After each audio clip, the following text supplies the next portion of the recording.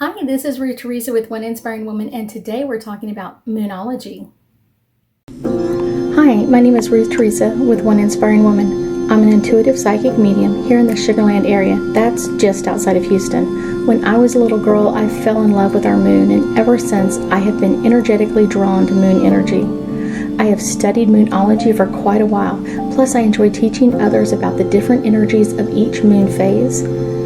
Then combining that energy with our current moon sign, and you will come away with a great understanding of how both these energies will combine to influence each of us in unusual ways.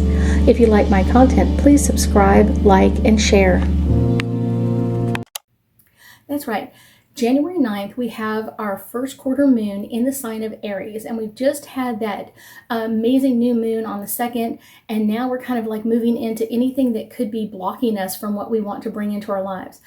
First quarter moons are all about kind of moving towards your goal, and if there's anything that's being revealed that could keep you in blockage or keep you kind of from moving forward the way you really truly want to, it's time to let that go.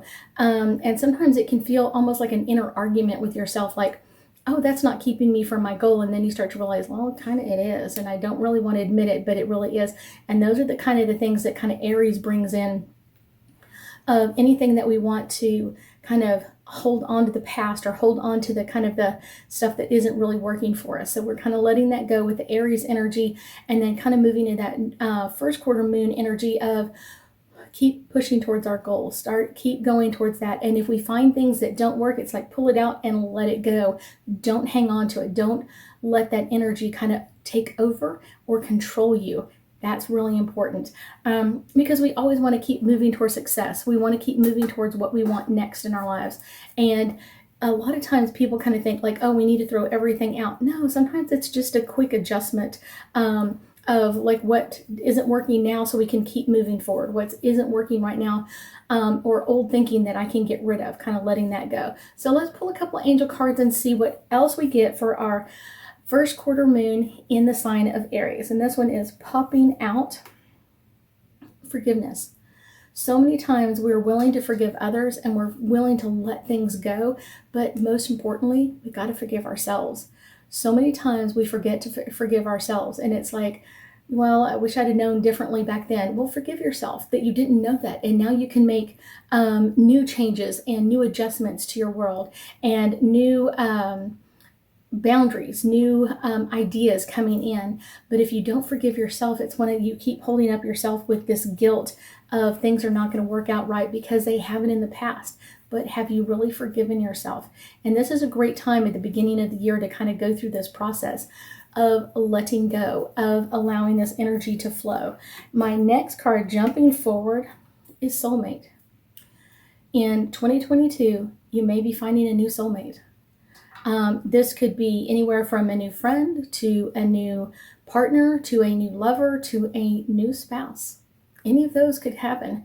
It's one of those, do you have time on your schedule for them? Do you have, a space for them to come into your world? So many times people go, oh yeah, I have space for my, new mate to come in, and like, they really don't. Their apartment is filled with stuff, and their apartment or their house is overwhelming, and the new partner won't have any place to put anything.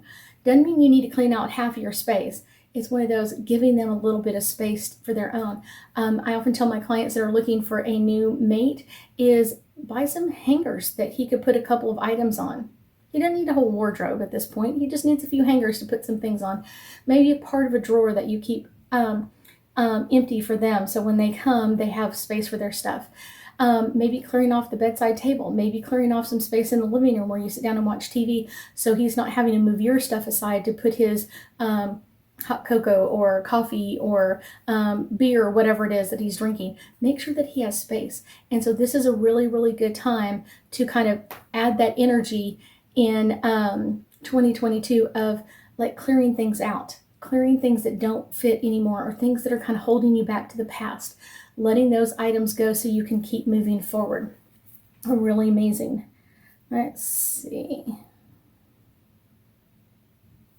This one is the next one that's popping forward. I had a couple of them. Listening. listen to what's working in your life and listen to what's not working in your life.